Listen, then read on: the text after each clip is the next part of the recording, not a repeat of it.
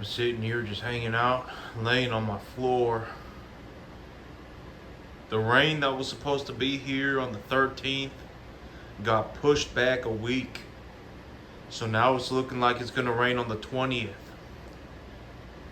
But the rain possibility on the 20th, the 21st, and the 22nd, up until this morning, it was about 25%. But today they moved up the percentage to about 45%.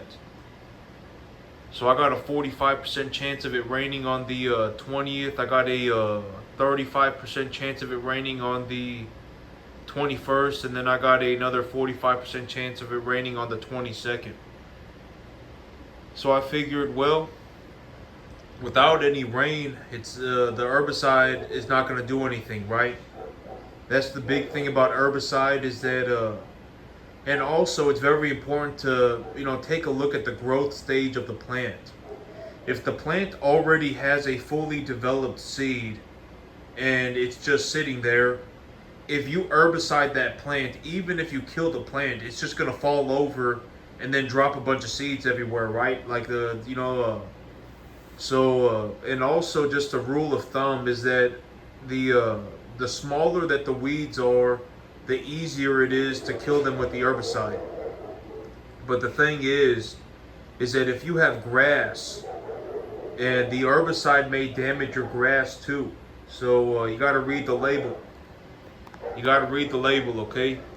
And so my whole big idea right now is to herbicide everything once I get a good rain. I figure, well, as of right now, it is about time for the weather to start cooling down. It is about time for the weather to start getting cool.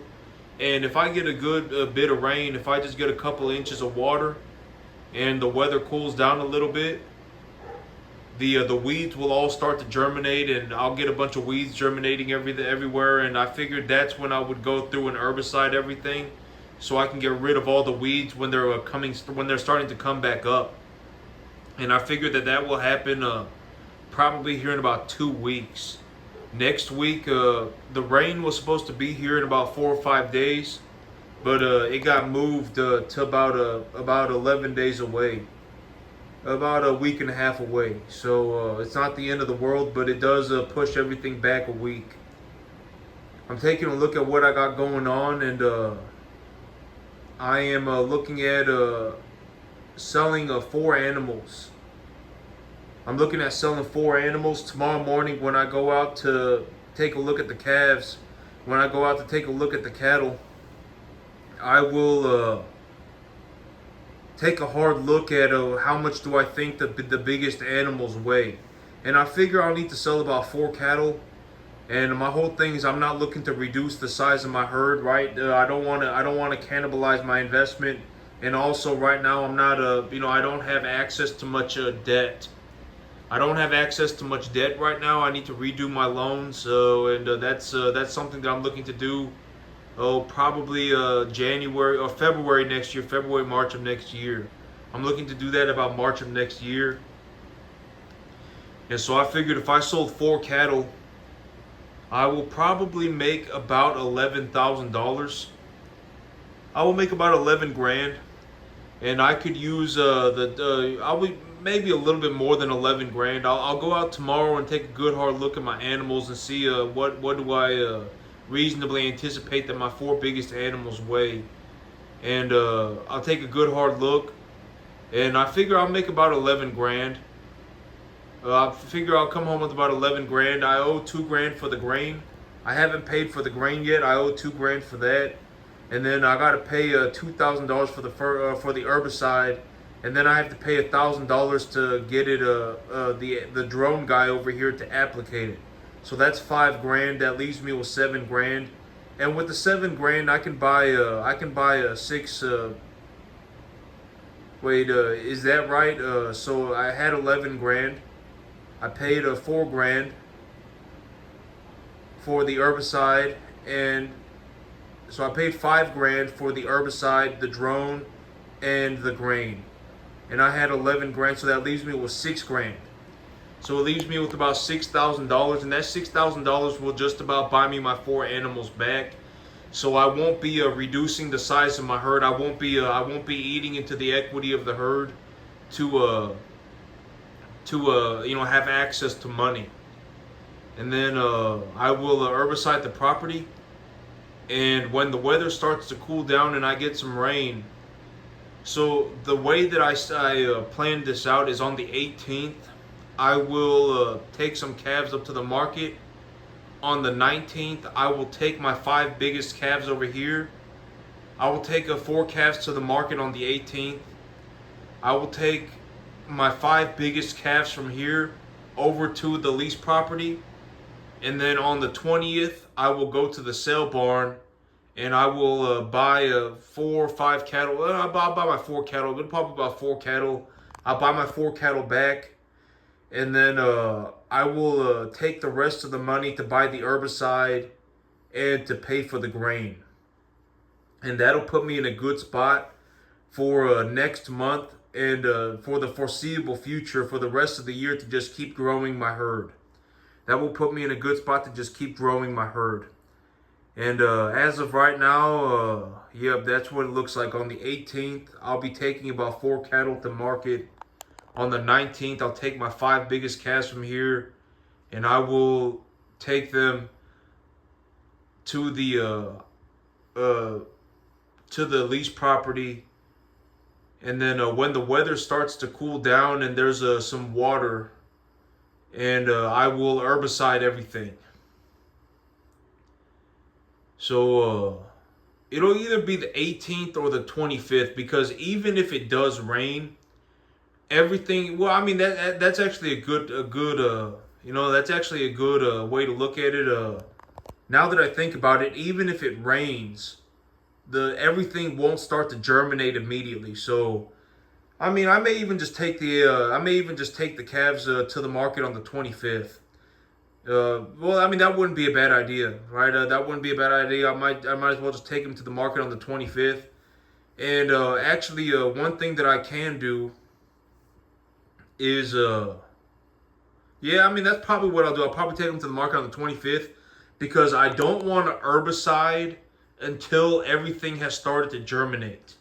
All right, that's when I want to herbicide the property, and so I'll probably end up taking the calves to the market on the 25th.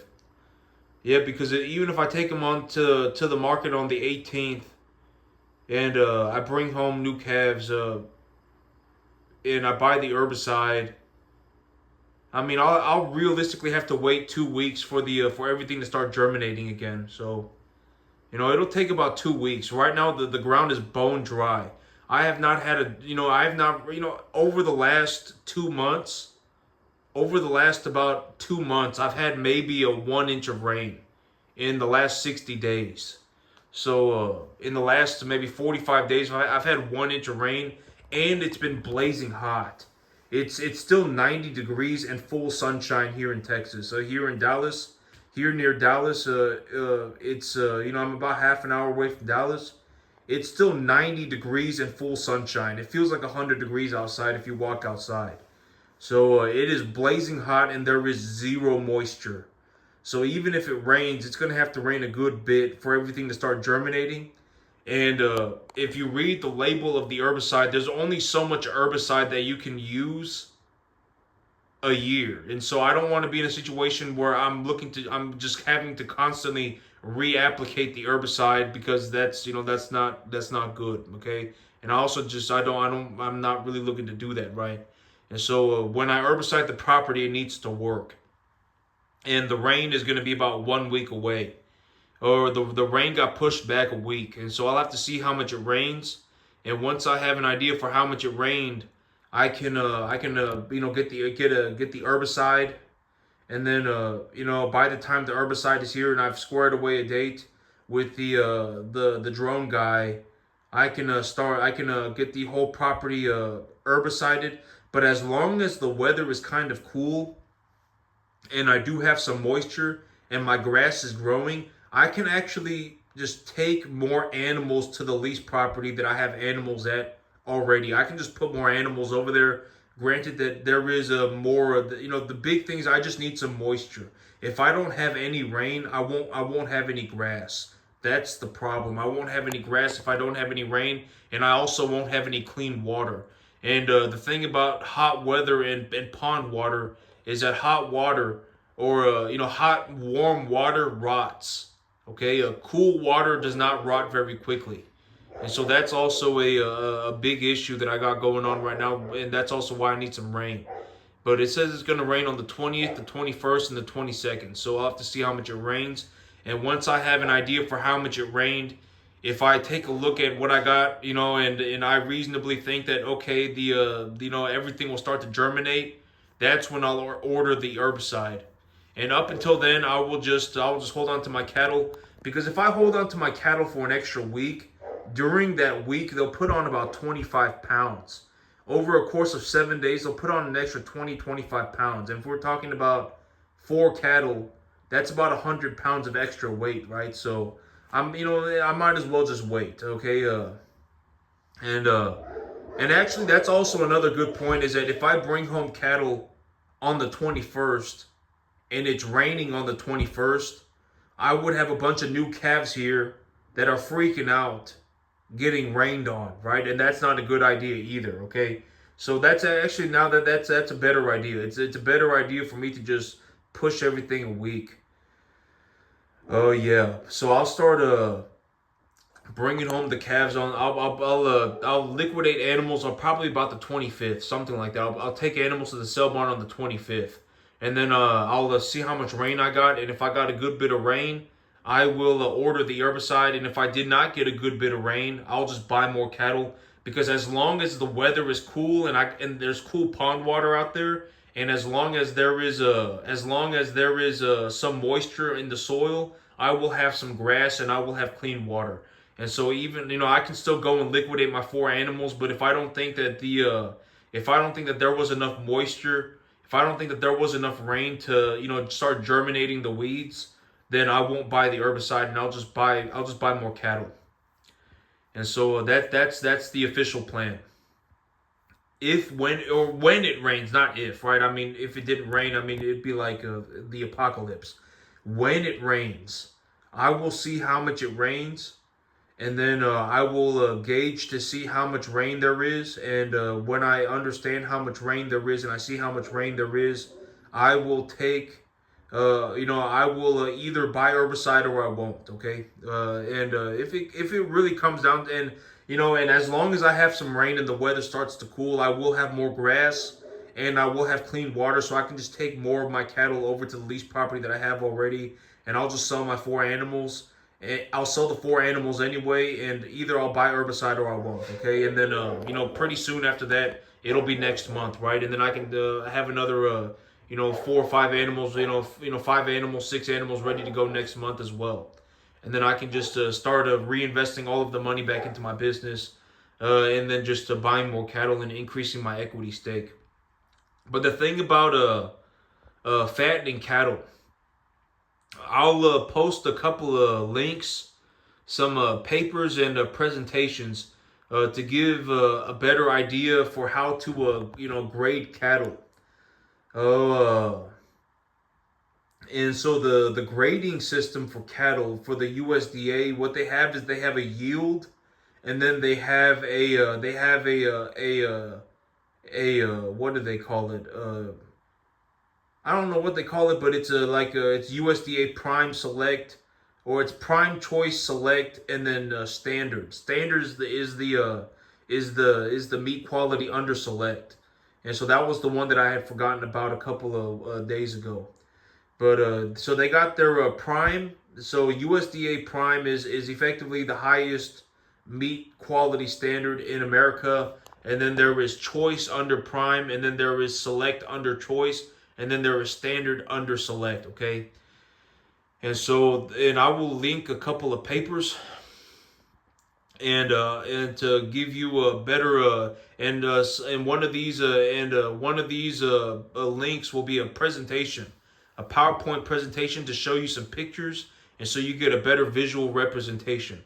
But in terms of a general idea, understanding of how cattle fatten, is that the cattle will get fat from their back, from like behind their shoulders, and then they will start getting fat there first, and then they will start getting fat towards their rear end and their gut. And so cattle that are properly fattened will have fat, will have kind of a heft towards their rear end and their gut. If you ever see an animal, but also this is well, I mean, okay, so animals that but there are a lot of things that can influence this. Okay, if you ever, well, I mean, what's the best way to put this? Okay, so there are many breeds of cattle. Okay, and depending on, but for a general rule of thumb, okay, for a general rule of thumb, the animal will start to fatten behind their back, on their back first, and then they will start to fatten towards their rear end and their gut. So it'll first be on their back, and then it'll be on their rear end and gut. Okay, the rear end and gut is where they will develop fat after they've started to put fat on their back. And there are a lot of there are studies that have shown that feeding animals grain does increase the amount of intramuscular fat, okay? And also, feeding the animals grain for a longer period of time will actually increase the intramuscular fat as well, what they call IMF, intramuscular fat. Feeding animals, there is a pretty well documented, if not very well documented, correlation between the time on feed and the amount of intramuscular fat that an animal has. And my whole thing about me when I bring home animals is that I effectively have them on straight grain up until they're about 450, 500 pounds. I feed them very little grass, and I only feed them grass as a supplement to their grain up until they're about 500 pounds, okay? When I bring my animals home, I don't even give them hay. I just put them on a straight grain mixture. And the grain mixture does have roughage products in it, like soybean hulls and things like that, okay? There is roughage product in the grain material. It is a total mixed ration. But I do not feed my animals any grass, effectively at all, until they're about 450 pounds. I leave them on grain the entire time. The only time that I will put a small little calf on grass, a little diddly doodad calf, if they're under 450 pounds, the only time I will ever put that animal on grass is if I am completely certain that the feed values of the grass are good. And I will only put them on the grass after I have fed them grain. So I give them their absolute fill in grain, and then I let them out on the grass. I always top off their grain. I always make sure that they are eating as much grain as that they will eat. I will always make sure that they are leaving a little bit of grain behind. I always make sure that they have a little bit of grain left in their feed bunks, even when I have them out on that grass, okay? And so, the animals, if you ever take a look at an animal, and this is just a general rule of thumb, if their gut is not very fattened, if their rear end is not very fattened, that animal is probably not going to grade very well. That animal may yield very low, which is good, right? Their yield score may be a 1, but their grade will probably be a select or standard, maybe even. But an animal that is fat, and I will link a couple of links to give you a better understanding of this, of the grading of an animal and how to grade an animal. But long story short, the animal should be heavier towards the bottom of the animal than the top. If you look at an animal and the animal's just kind of like flat, like the animals just kind of they don't really have a lot of heft towards their body, You don't want their back to be real wide, and then their gut to be kind of shrunk in. That's a sign that the animal is not fattening properly. And in terms of the amount of weight, right? This is something that I discuss all the time. In terms of my animals, up until my animals are about 450 pounds, they'll put on about 75 pounds a month. And I have them on straight grain. I leave them on straight grain, and I only feed them grass after I have fed them their straight grain. I always top off their grain. I do not ever leave my small calves on straight grass. Ever. Okay? I always top off their grain first. I feed a total mixed ration grain. There is a roughage product in it, but it's a highly digestible fiber like soybean hulls and things like that. It's not forage material. Okay? And so, I don't really even like feeding my calves forage material at all, up until they're about 450 pounds. And the only time that I will ever put my small calves on grass is if I am completely certain that the grass is high enough quality to give the animal a good diet. And I will only put them on that grass after I always top off their grain first. I make sure that they eat their fill and grain before they go out on the grass. Okay, I always make sure that they have a little bit of grain left over every day. And there is a correlation. There is a well-studied correlation between when you have an early weaned calf, when you have a calf that is weaned early and that calf is fed grain to develop properly, that calf, there is a higher possibility that that calf ends up with a select or excuse me, not select, with a choice or a prime carcass. Okay, and like my animals, I wouldn't be surprised if 80% or more of my animals end up grading choice or prime.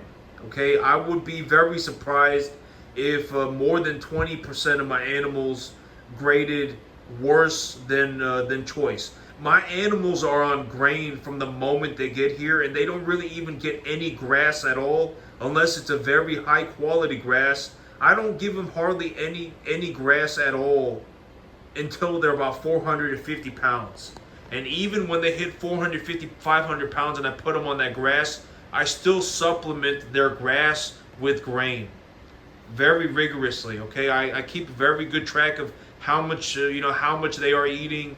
I keep very good track of their digestion. I keep very good track of how their conditioning is going. And so even when I put them on the grass, I still supplement them with grain. Okay, and I will link a couple of pictures and one's a PowerPoint with pictures on it, and a couple of them are got a couple of papers, a couple of scientific papers to give a better idea of the how to take a look at an animal and determine, is this animal a choice? Is this animal a prime? Is this animal a select? Is this animal a yield score 3, 2, or 1? And it's also important to understand that my animals, a lot of these animals won't be finished, won't be at harvest weight until they're about maybe 12 to 1400 pounds. And I also found this this presentation from a university that shows that the quality of the carcass, the quality of the beef carcass has been going upwards, while the weight has been going upwards as well. So people are just getting better at it over time. The quality of the carcass is going upwards, and the weight is going upwards as well. So we're getting heavier animals that grade better, that have a higher quality of carcasses. And so that's something that's been happening too. And so I got a thing to show that too, a link to show that too. But these animals, they may not even be going to, whatever, to finish weight until they're 14, 1600 pounds. They may be going all the way up to 14, 1600 pounds. But these animals, they are well on their way to when they get harvested. If they got harvested today, you're not gonna get a whole lot. A 1500 pound animal will just have a lot more meat on that animal than an 800 pound animal. Okay. And so, but they're well on their way. In all honesty, I would like to be in the fed cattle business. I've thought about this, and I'd like to be in the fed cattle business. And I am looking for opportunities to sell fed cattle. And I'm even considering the possibility of I'm looking for somewhere to sell them like on the grid, to sell them via a grid system. Now, I'm looking for an opportunity to do that. If I could do that, I think that'd be kind of neat, and maybe that'd be But I would like to be in the fed cattle business. That's something I'm always looking for an opportunity. Not always. I am looking for an opportunity. I am looking for an opportunity to sell fed cattle, and but cattle. Uh, if you ever look at an animal and that animal looks like the animal is heavier up top and kind of just they're just if they look like they got a more heft up top than they do down low, that is a sign that the animal is probably a select or maybe even a standard quality carcass. You really want the heft of the animal to be down low. You don't want the heft of the animal to be up top by the shoulders. Okay, you don't want the heft of the animal to be up top by the shoulders, and then the animal not have you really want the heft to be down low. You don't want the heft to be up top. If the heft is up top, the that's a sign that the quality of the carcass is going to be low. Okay. And so, like, when you take a look at my animals, the ones that I'd be taking to market, they're going to be about 800 pounds. The 600 pounders, I probably need another 2 months on them. But and the 700 pounders, I probably need another month on them. But the ones I'm looking to take to market, they're going to be about 800 pounds. And if you take a look at them, you should see that they got some heft down low. They have heft down low, and tomorrow morning when I go out to the field, I'll I actually took a picture of a video of my 750 800 pound Brangus steer. That's one of the animals that's going to be going to market, and if you take a look at him, you can tell that he's got a lot of heft down low. He's got a lot of heft down low, and that's what you want. You want that heft to be on the bottom half of the animal and not the top half. If the heft of the animals is up top, that's a sign that the animal is not going to have a very good quality carcass. There's a very high probability, probably over a 90% probability that animal will end up grading select or lower, maybe even standard. And so yeah, you want that heft down low. You know, and if you take a look at my animals, you're gonna see that the animals that are ready to go for market, their heft, they got some good heft down low. One of my Brayfords, he doesn't really have a whole lot of heft down low, the red Brayford, but I'm thinking maybe I hold on to him for 1 more month, and what I'll probably end up doing is liquidating my two big black steers and liquidating my two big yellow steers. And so those will probably be the four animals that I take to market this month. And I will take a good hard look tomorrow morning when I go to the field. And yep, I will more than likely be liquidating on the 25th. Because even if I liquidate on the 18th, if I liquidate on the 18th and I bring home calves on the 21st, I would be bringing home calves when it's raining, right? It'd be raining for 3 or 4 days straight, and I would be sitting here with new calves. And then even if I had the money and I bought the herbicide, I'm not gonna have anything to herbicide for probably another 2 weeks. So I really want to herbicide when the weeds are coming back up, and so yeah, I'll be more than likely herbiciding on the 25th or something like that. and and if I hold my animals for one more week, during that week they'll put on about 20 pounds a piece each. These heavier animals, when they're 800 pounds, they'll put on more weight on a daily basis. Yeah, when they're about when they're 200 when they're about 200 pounds, up until they're about 250, until you get them on the feed, they'll probably put on about 2 pounds a day. And then once they start eating the feed after a couple of weeks, they'll put on about 75 pounds a month. And they'll put on that weight until they're about 450 pounds. And then when they're about 450 pounds, they'll start putting on about 3 pounds a day, about 2.5 to 3 pounds a day. And then when they're about 800 pounds, it's not real hard to get 3 to 3.5 pounds a day on them. When the animals, when they get bigger, they eat a lot more. And if they've been fat their entire lives, if they've been fattening up their entire lives, they will have a pretty good appetite, and so they'll just eat a lot of food. So it's not uncommon to get 3 to 3.5 pounds a day on an 800-pound animal. And so these animals over the next over the course of a week, they'll put on an extra 20 pounds. So I might as well just hold on to them. Even if I sold them and I had money, it's not going to do anything, right? So, what am I going to do with that? Bring home calves when it's raining? Herbicide nothing. I mean, what am I going to do with that, right? So I might as well just wait.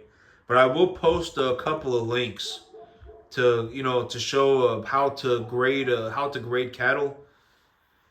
And one of the links will also be, to show that there is a correlation between the length of time on feed. If you wean the calves early and you put them on feed, there is a higher probability that they end up with more intramuscular fat than if you had just left them on the mama cow and just let them walk around on the pasture. There is a higher probability that you end up with more intramuscular fat. You will probably end up with more intramuscular fat. And I will, I got a PowerPoint presentation with pictures to show what a hefty down low animal looks like. The animals should be pretty hefty down low. You don't want them hefty up top. If they're hefty up top, it's a sign that it's a low quality carcass. And yeah, so I'll be bringing home some money here in about 2 weeks. I'll be bringing home some money here in about 2.5 weeks, and then I'll get everything squared away. And the big idea is to grow the business. Okay, I'm creating a foundation of equity to leverage against early next year. The big idea is to utilize the capital to grow my business. Okay, by early next year, by about March of next year, I will have a solid foundation of equity to leverage against. As of today, I would say that my debt to equity is about 80%. But here's the thing: I'm only talking about my cattle.